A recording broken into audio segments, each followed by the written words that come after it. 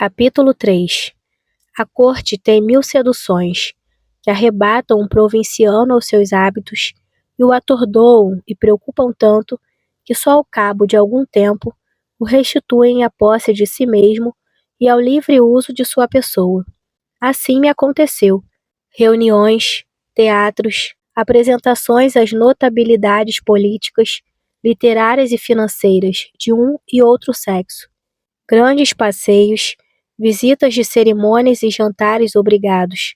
Tudo isto encheu o primeiro mês de minha estada no Rio de Janeiro.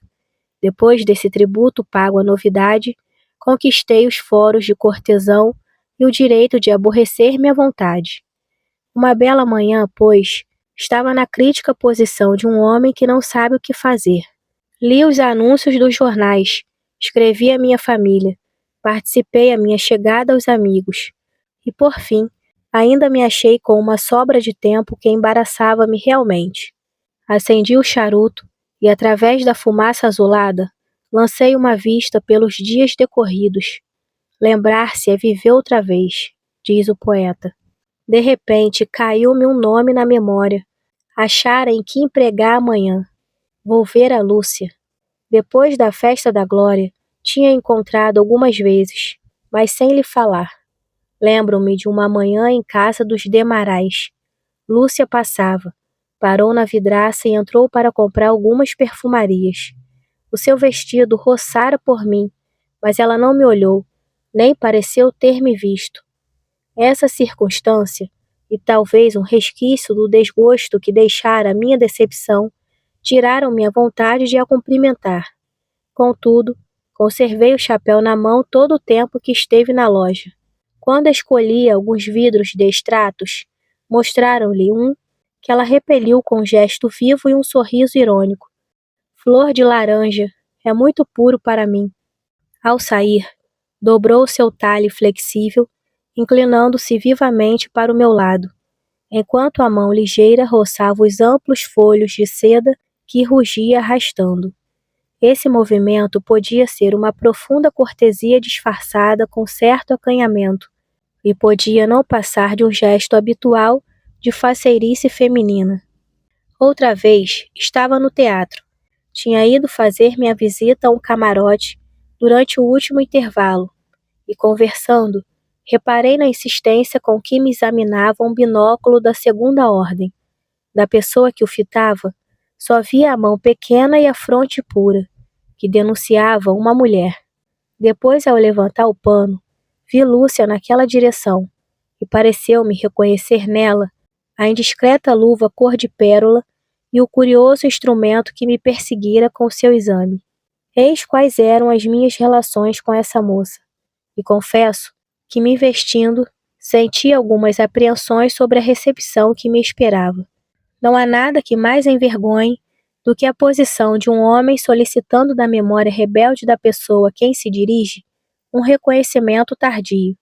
Não obstante, poucos minutos depois, subi as escadas de Lúcia e entrava numa bela sala decorada e mobiliada com mais elegância do que riqueza.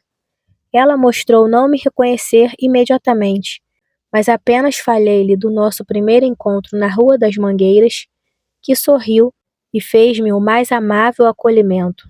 Conversamos muito tempo sobre 1000 futilidades, e eu tive ocasião de notar a simplicidade e a graça natural com que se exprimia. O que, porém, continuava a surpreender-me ao último ponto era o casto e ingênuo perfume que respirava de toda a sua pessoa. Uma ocasião, sentados no sofá, como estávamos, a gola de seu roupão azul abriu-se com um movimento involuntário, deixando ver o contorno nascente de um seio branco e puro, que o meu olhar ávido devorou com ardente voluptuosidade. Acompanhando a direção desse olhar, ela enrubesceu como uma menina e fechou o roupão, mas doce e brandamente, sem nenhuma afetação pretensiosa. Tal é a força mística do pudor, que o homem, o mais ousado, desde que tem no coração o instinto da delicadeza, não se anima a amarrotar bruscamente esse véu sutil que resguarda a fraqueza da mulher. Se a resistência irrita-lhe o desejo, o enleio casto, A leve rubescência que veste a beleza, como de um santo esplendor, influi em mágico respeito. Isto, quando se ama, quando a atração irresistível da alma emudece os escrúpulos e as suscetibilidades. O que não será, pois, quando apenas um desejo ou um capricho passageiro nos excita? Então, ousar é mais do que uma ofensa, é um insulto cruel. Se eu amasse essa mulher, que via pela terceira ou quarta vez, teria certamente a coragem de falar-lhe do que sentia. Se quisesse fingir um amor degradante, acharia força para mentir, mas tinha apenas sede de prazer. Fazia dessa moça uma ideia talvez falsa, e receava seriamente que uma frase minha lhe doesse tanto mais, quanto ela não tinha nem o direito de indignar-se, nem o consolo que deve dar à consciência de uma virtude rígida. Quando me lembrava das palavras que lhe tinha ouvido na glória, do modo por que Sá a tratara, e de outras circunstâncias, como do seu isolamento a par do luxo que ostentava, tudo me parecia claro, mas se me voltava para aquela fisionomia doce e calma, perfumada com longes de melancolia, se encontrava o seu olhar límpido e sereno, se via o gesto quase infantil, o sorriso meigo e a atitude singela e modesta, o meu pensamento impregnado de desejos lascivos se depurava de repente, como o ar se depura com as brisas do mar que lavam as exalações da terra. E continuávamos a conversar tranquilamente de mil coisas, menos daquela que me tinha levado à sua casa.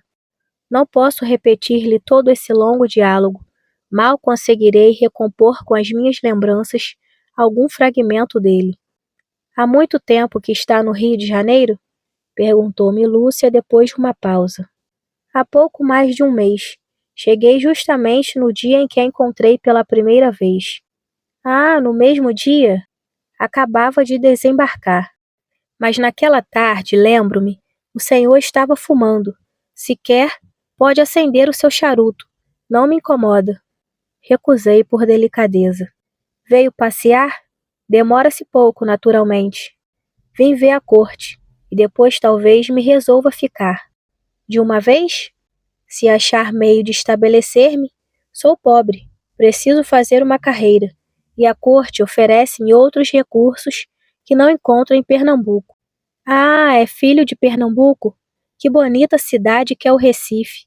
Como são lindos aqueles arrabaldes da Madalena, da Ponta do Uchoa e da Soledade. Já esteve no Recife? Em que época? Faz 2 anos. Em 1853, então. Devo tê-la visto alguma vez. Neste tempo era eu estudante e conhecia todas as moças bonitas da cidade. Então já vê que não podia me conhecer. Demais, estive apenas uma tarde. O vapor pouco se demorou. Donde vinha? Da Europa. Apenas desembarquei. Meti-me num carro e fui passear. 20 dias embarcada, sabe o que é isto? Tinha saudade das árvores e dos campos de minha terra, que eu não via há 8 meses. Que passeios encantadores por aquelas quintas cobertas de mangueiras, que bordam as margens do rio. Havia uma, sobretudo na Soledade, que me encantou. Era uma casinha muito alva, que aparecia no fundo de uma rua de arvoreto sombrio, mas tudo tão gracioso, tão bem arranjado, que parecia uma pintura. 2 senhoras, uma já de idade que me pareceu a mãe, e outra ainda mocinha e muito bonita, passeavam pela quinta colhendo flores e frutas. Mandei parar o carro e fiquei olhando com inveja para a casa e para as 2 senhoras, pensando na vida tranquila e sossegada que se devia viver naquele retiro. A senhora me faz saudades de minha terra. Lembrei-me de minha casa e das tardes em que passeava assim por aqueles sítios com minha mãe e minha irmã. O senhor tem mãe e irmã? Como deve ser feliz, disse Lúcia com sentimento. Quem é que não tem uma irmã? Respondi-lhe sorrindo. E minha mãe ainda é muito moça para que eu tivesse a desgraça de a haver perdido. Eu perdi a minha muito cedo e fiquei só no mundo. Por isso invejo a felicidade daqueles que têm uma família. Há de ser tão bom a gente sentir-se amada sem interesse. Depois de 1 hora de conversa, despedi-me e voltei sem ter arriscado um gesto ou uma palavra duvidosa. Já vai? Disse Lúcia, vendo-me tomar o chapéu. Não posso demorar-me mais tempo. Se a minha visita não lhe aborrece, voltarei outro dia. Deu-me tanto prazer. Até amanhã, sim? E apertou-me a mão cordialmente. Na rua, achei-me tão ridículo com os meus 25 anos e os meus escrúpulos extravagantes, que estive para voltar. Como podia eu temer o engano, depois do que sabia dessa mulher? Encontrei-me à tarde com Sá no hotel da Europa, onde costumava jantar. Estava ainda muito viva a lembrança do que me sucedera naquela manhã, para não aproveitar a ocasião de falar-lhe a respeito, tendo, porém, o cuidado de ocultar o papel que havia representado na pequena comédia. Tens visto a Lúcia? Perguntei-lhe. Não, há muito tempo que não a encontro. Tu a conheces bem, Sá? Ora, intimamente.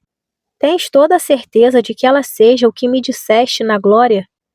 E esta, pois duvidas? Vá à casa dela. Já te apresentei. Supunha que fosse apenas uma dessas moças fáceis, a quem, contudo, é preciso fazer a corte por algum tempo. Oh, sim, o tempo de abrir a carteira. Andas no mundo da lua, Paulo.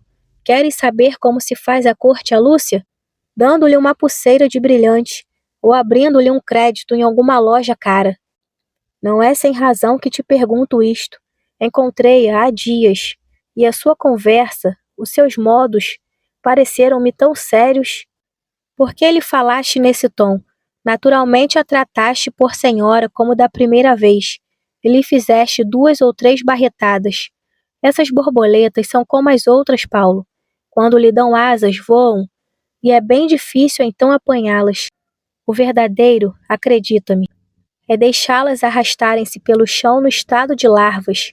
A Lúcia é a mais alegre companheira que pode haver para uma noite, ou mesmo alguns dias de extravagância. Acabamos de jantar e não tocamos mais no assunto. Tens que fazer sábado depois do teatro? Perguntou-me Sá com um sorriso maligno. Nada, senão dormir. Pois vá cear comigo. Dormirás durante o dia. Asseguro-te que não perderás o teu tempo. Até sábado, então. Esta conversa desgostou-me, porque me fez parecer ainda mais ridículo aos meus olhos. Tinha uma vaga desconfiança, pelo tom do convite, de que Lúcia iria à casa do Sá, e protestei que antes disso me reabilitaria de minha estúrdia ingenuidade.